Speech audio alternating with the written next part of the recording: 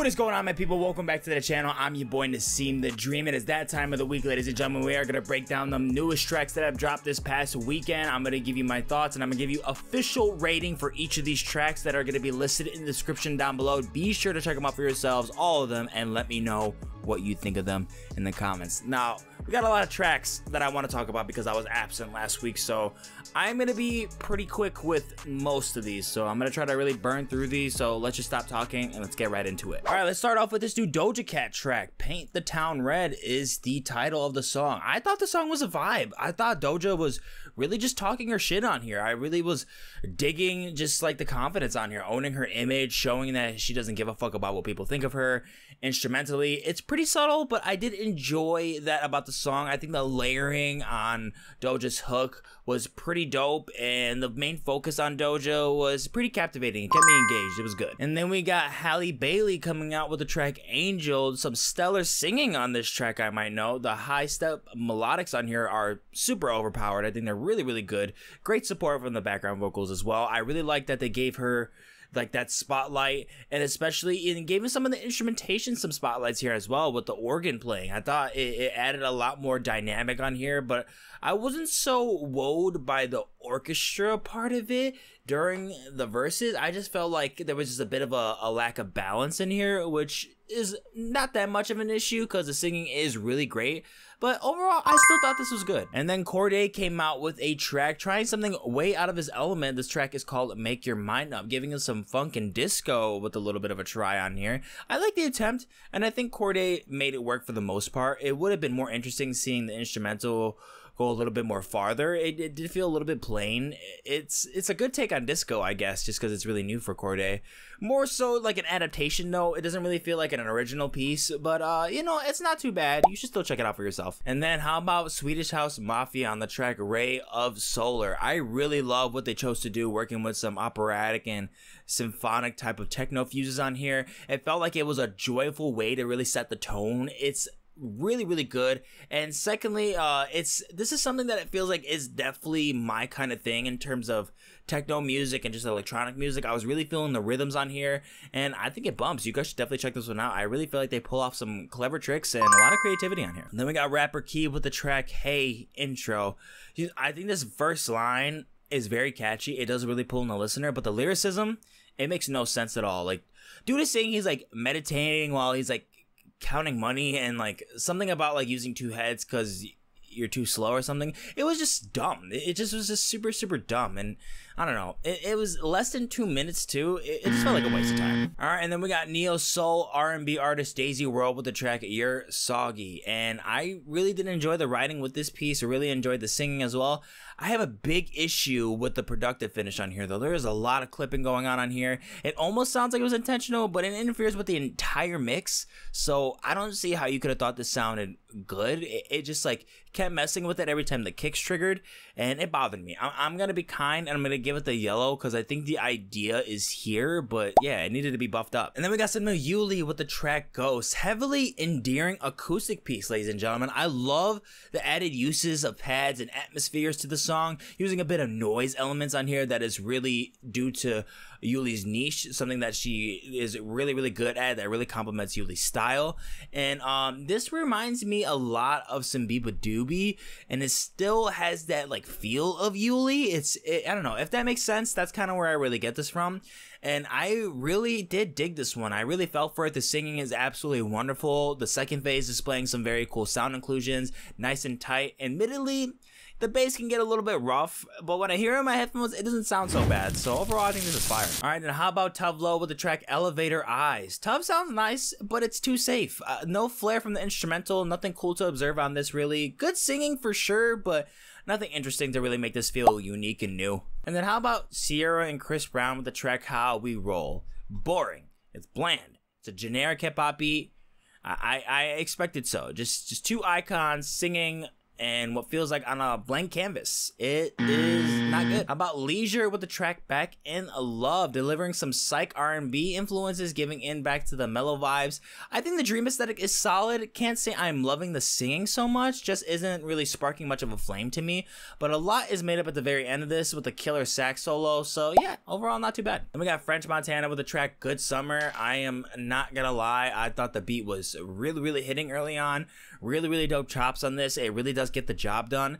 I'm always really hit or miss with French Montana stuff, but I think overall, I guess he's not too bad on here. There's something on this that doesn't really feel like I'm like so enthralled or just, you know, that intrigued from the song overall. I'm not really incredibly impressed, but this is one of the better French Montana songs, I guess. Oh, if I'm gonna make a little bit of a critique, the trebles on the hi-hats, way too much. Like, it's way too much. It takes over way too much of the mix.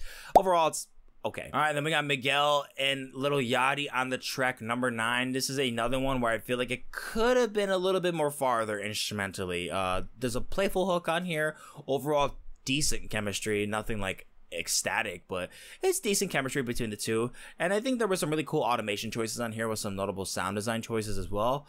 Overall, it's fine, I guess. How about Tobi Lou and FARADA on the track Roller Coaster? Been a minute since I've heard Tobi Lou, and I thought this was overall a really well-paced track, good energy all in all, definitely an adequate effort of making a track that feels new.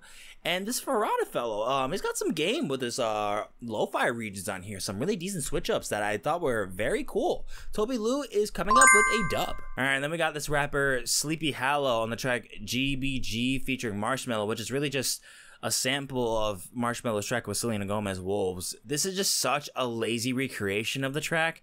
All they did was pitch it up to make it sound like some chipmunk vocals, and it's ass. This song is garbage. I did not like anything of it. All right, then how about Emotional Oranges with the track Better Apart? I actually did adore this song. It's very smooth R&B and soul, great vocal chemistry all in all. I like the way they just bounce with each other and just divided up the vocal chops on these sequences. Significant transition points on here to really know it's well. It's an easy thing to really just look at as an R&B song because it has really great singing to it and songwriting capability, and overall I think it's a good song. And then we got a new track from the Plot and You called Forgotten, and I am messing with this one heavy, no pun intended. I think this was a great metalcore song. I thought the riffs were very heavy, crushing, disgusting. The harrowing screams on here were pretty dope. I love the way they dished out a moment where there was some acapella on here. Not the best screaming on there, but it's still pretty cool, and I thought it sounded well. And this is overall a pleasant surprise from the band when it comes to some metalcore material. The Plot and You really came out with a goodie on here. I'm gonna give it the flames. And we're gonna try out some Neck Deep with the track Take Me With You. I mean, if you love the band, you'll probably get a kick out of this one. I didn't really find it too refreshing for me personally. It doesn't really necessarily feel like a new chapter in this beginning for the band's life. It's just some like fun pop punk that Neck Deep is pretty good at making, and I don't know, I guess you could take it or leave it. How about Zach Fox with the track Dummy? And Zach is just being goofy on here, going with his goofy vibes. Overall with the hip-hop track, there's some things that I thought he's improved on. Not so much on this track. It's kind of just like the same amount of effort and levels. You know, he's still being silly and just saying funny things over a decently vibed hip-hop beat, I will say. It's got like a dance rhythm to it too. Overall, I think it's fine. And then we got death metal band Dying Fetus with the track Throw Them in the Van. This shit is murder. It is a bloodbath filled with violence and punishment. This is a crushing, agonizing death metal track, very quick, adrenaline rushing, and it's just super potent in that category. I really did enjoy this. It is so fire. And then we got COBRAH with the track Manic. Very sick and vivid dance pop aesthetics on here. The warps on this sound so thick and in your face. It's a great touch up, and the euphoria feeling from COBRAH's delivery really tops this thing off. I can get down with this. It is super fire. And this is an awesome indie folk piece from the band Blonde Redhead, and it's called Before. The delicacy from the singing really grabbed my attention on here, ladies and gentlemen. It's a perfect harmony with the instrumentation, which by the way is well varied. There is a lot of variations on here. It has just a lot of movement, a lot of fluid movement on here. It feels alive. It's super blissful. I love it. And then we're getting a little bit of taste of Diesel's upcoming record with this new track No Fear featuring Jessica Audiffred. I don't think I've ever heard of her before, but Shaq ain't playing, dude. He really is about this shit. He is throwing down. He's getting really aggressive with these dubstep rhythm influences, and I'm really happy to see him going about and continuing a career in DJing. I mean, he is getting really serious, about to come out with a debut record, so I'm hoping it's good. I'm gonna give it a listen. When it comes to rhythm and dubstep now, it's not always something that's gonna feel super unique to me in this kind of style. I mean, I think a lot of people are really gonna dig this. So I think if you're in that game for dubstep and rhythm, you should definitely check this out. I think you'll probably even like it. Overall, I'm okay on it. And then we got US Girls with Bootsy Collins coming out with the track Superstar, showcasing a dedication to the rock and roll sensation Leon Russell. It's super funky, beautiful gloss finish, stellar bass playing. The song just slaps. It's a psychedelic sensation that is a paradise. I'm loving it. We're gonna toss it over to Nia Archives, the queen of breakbeat, strikes again, ladies and gentlemen, with the track Bad Gyalz. It's a wonderful immersion piece with amazing progression and just brilliant creative writing on here. She is just flourishing and evolving as an artist. This is such a good song. It might be one of her best yet. You should definitely listen to it. And then we got Snoh Aalegra with the track Sweet Tea, bringing us into our feels with this gorgeous piano ballad, very tamed and slow pace, and it's got an R&B beauty to it for sure. Instrumentally, it doesn't always really stick out and keep up with the same momentum and just performance as Snoh Aalegra, so I think overall it evens out, but there's some really beautiful rich singing on here that I think is worth checking out. And then we got Chai with the track Neo Kawaii K. This is a Japanese rock band if you're not familiar with them. Really dope, kicking names and taking ass. I really like how they add these really odd instrumentals to the feel to it. They really do sound really cool to make it feel like it adds this like ethereal aesthetic to it, while the drums also make it feel like it's droopy. It's almost like melting in a way. Pretty solid track. Once again, I am gonna give this a fire because you should definitely check them out.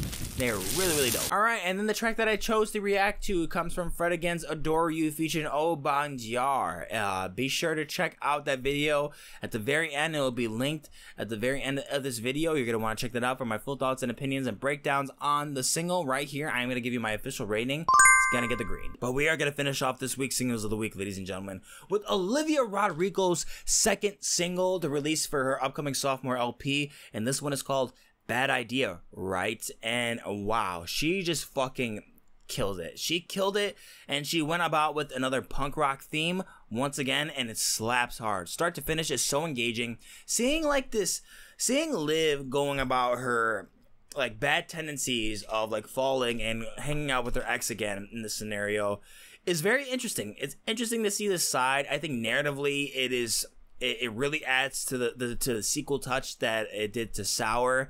I'm really questioning that if this is something that actually occurred, because kind of a little bit I don't know, man. It's a little wild. It's kind of wild for sure. I mean, I'm not gonna act like it's not uncommon, but yeah, I don't know, man. And this is a very interesting tale. I really wonder if it reflects on something that actually happened, or if she's just adding narrative. I mean, either way, it's interesting, and sonically, it fucking kicks ass. It is such a great song. I just cannot wait to hear the record, because I'm gonna try to tell you guys. I told you guys when I reviewed Sour, this is a big-time superstar in the making. Just and that is it for this week's Singles of the Week, guys. Thank you so much for watching the video. If you enjoyed, go and like, share, and comment down below of what you thought of these tracks. Do not forget to check them out for yourselves. They are all linked in the description down below. Thank you guys so much for watching, and I'm gonna catch you in the next one.